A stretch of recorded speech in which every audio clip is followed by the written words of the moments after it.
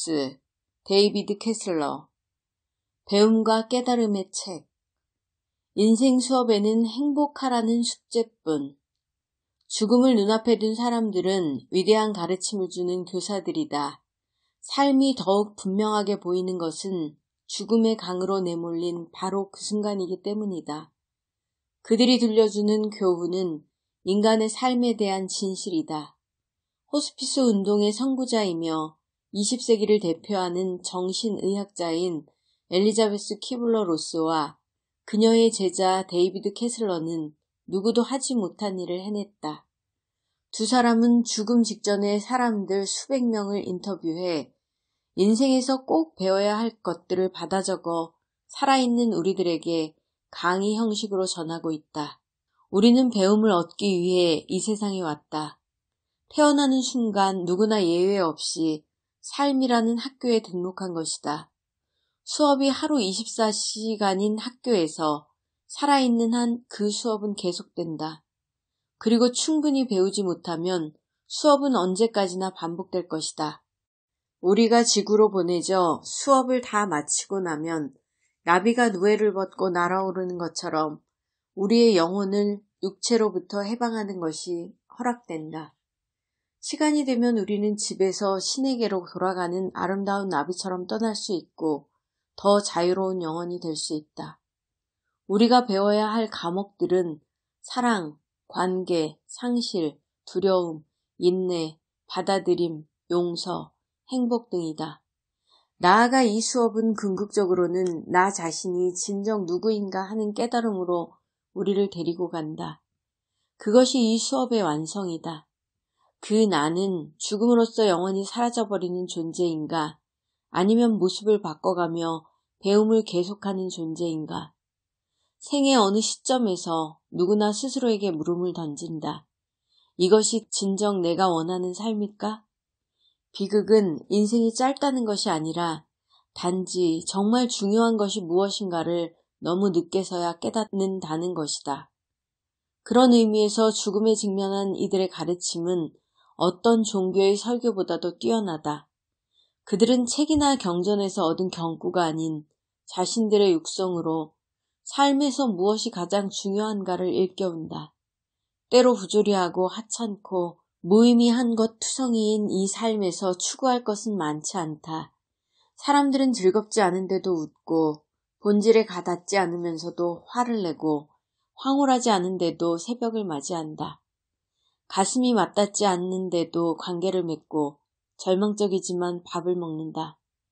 죽음은 삶의 가장 큰 상실이 아니다. 가장 큰 상실은 우리가 살아있는 동안 우리 안에서 어떤 것이 죽어버리는 것이다. 죽음을 눈앞에 둔 이들은 우리에게 거듭 말하고 있다. 아직 죽지 않은 사람으로 살아가지 말라고. 죽음의 가장 큰 교훈은 바로 삶인 것이다. 이 책 속의 숱한 등장인물들의 말을 빌리면 삶은 하나의 기회이며 아름다움이고 놀이이다. 그것을 붙잡고 감상하고 누리는 것은 우리 자신에게 달린 일이다. 세상이 보여주는 최상의 것을 배우는 일은 우리 자신의 몫이다. 살아가는 데는 두 가지 방법이 있다. 하나는 기적이 존재하지 않는다고 생각하며 사는 것이고 다른 하나는 모든 것이 기적이라고 생각하며 사는 것이다. 별에 이룰 수 없다는 것은 불행이 아니다. 불행한 것은 이룰 수 없는 별을 갖고 있지 않다는 것이다. 두 저자는 우리가 이 지상에 남아있는 시간이 많지 않다는 것을 일깨운다. 우리가 한 말과 행동이 어쩌면 우리가 사랑하는 이에게 하는 마지막 말과 행동이 될지도 모른다. 어느 누구도, 단 한 사람도 죽음을 피할 수 없다. 따라서 너무 늦을 때까지 기다려서는 안 된다. 이것이 죽어가는 사람들로부터 배울 수 있는 가장 큰 교훈이다. 그들은 말한다. 지금 이 순간을 살라고. 삶이 우리에게 사랑하고 일하고 놀이를 하고 별들을 바라볼 기회를 주었으니까. 나는 은하수로 춤추러 갈 거예요. 그곳에서 노래하고 춤추며 놀 거예요. 죽음에 대한 세상의 생각을 바꿔놓은 여인. 삶과 죽음에 관한 한 모든 이들의 교사로 불렸던 엘리자베스 키블러 로스는 자신에게 다가오는 죽음을 느끼며 그렇게 말했다.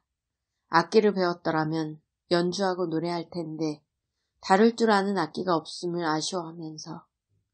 비록 모든 이들이 그녀의 이름을 알지 못할지라도 세상은 그녀로 인해 더 나은 곳이 되었다. 엘리자베스는 평생을 바쳐 죽음을 앞둔 사람들의 가슴속 이야기에 귀를 기울여 최초로 호스피스 운동을 시작한 의사이며 사상가였다. 10여 년 전 미국 보스턴에서 그녀의 강연을 들은 뒤 나는 한 시대를 연 그녀의 대표작 죽음의 순간을 들고 친필 사인을 받기 위해 다가갔다. 그때 나는 그녀의 시선과 마주쳤다. 누구나 말하듯이 그녀를 만나면 그녀의 눈에 담긴 아름다움에 감명받는다. 색의 아름다운 것보다도 눈에서 나오는 빛이 그렇다. 그녀의 눈에서는 순수한 인간만이 가진 흔치 않은 아름다움을 발견할 수 있다. 위대한 사람과 대면할 때 우리는 위대한 것에 이끌린다. 엘리자베스는 말한다. 인간은 창문에 있는 스테인드 글라스와 같다고. 태양이 밖에 있을 때는 반짝이고 빛이 나지만 어둠이 들이올 때 스테인드 글라스의 진정한 아름다움은 그 안의 빛에서 나타난다. 폭풍으로부터 골짜기들을 보호해야만 할까?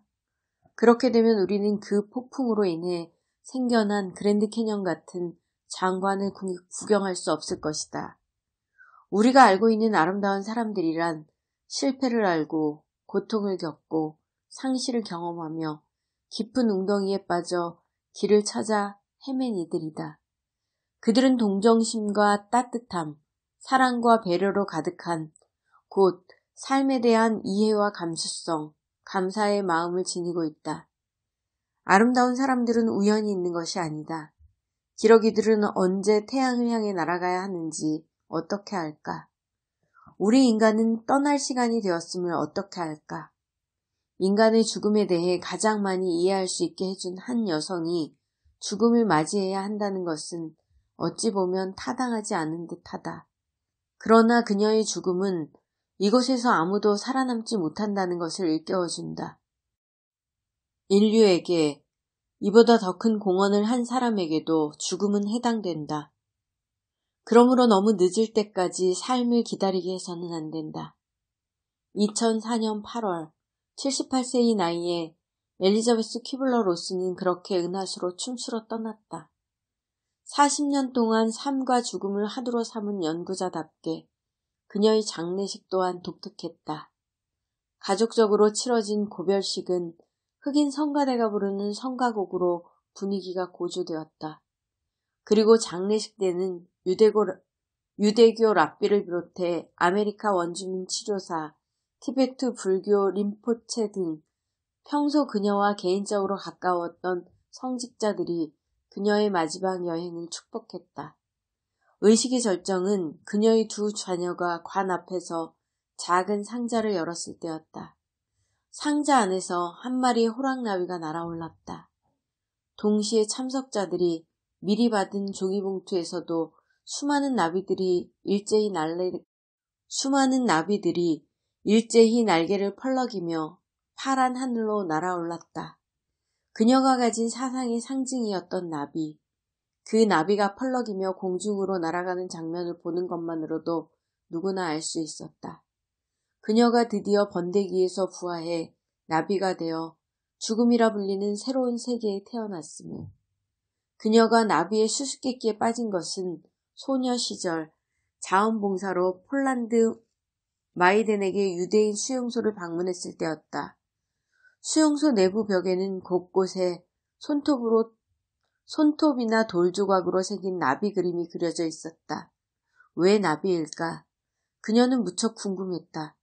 수수께끼가 풀린 것은 그로부터 20해가 흘러 스위스 대학에서 의학을 공부하고 뉴욕과 시카고 병원에서 호스피스 활동을 하며 환자들을 돌보고 있을 때였다. 스스로도 유체 이탈 등 다양한 신비 현상을 경험하면서 그녀는 인간의 몸은 나비가 날아오르는 번데기처럼 영혼을 감싸고 있는 허물임을 확신하기에 이르렀다. 수용소에서 죽음을 눈앞에 둔 사람들도 그녀처럼 영혼의 영생을 알고 있었던 것이다. 이 책, 인생 수업을 마무리하면서 그녀는 말했다. 평생을 죽어가는 사람들 곁에서 죽음에 대한 책을 써온 나는 꼭 책 한 권을 더 쓰고 싶었다. 죽음에 대한 책이 아니라 삶과 살아가는 일에 대한 책 말이다. 삶의 끝에서 배울 수 있는 것들을 글로 남기기 위해 이 책을 썼고 아직까지 삶에 도전하고 그 결과를 음미할 시간이 많이 남아있는 사람들에게 이 책을 선사한다. 작별을 고하는 순간까지 우리는 이곳에 살고 있다. 이 기간 동안엔 행복이라는 것 외에는 다른 숙제가 없다. 행복해지기 위해 마지막으로 무엇인가를 시도한 적이 언제였는가? 마지막으로 멀리 떠나본 적이 언제였는가? 누군가를 진정으로 껴안아 본 적이 언제였는가? 살고 사랑하고 웃으라. 그리고 배우라. 이것이 우리가 이곳에 존재하는 이유다.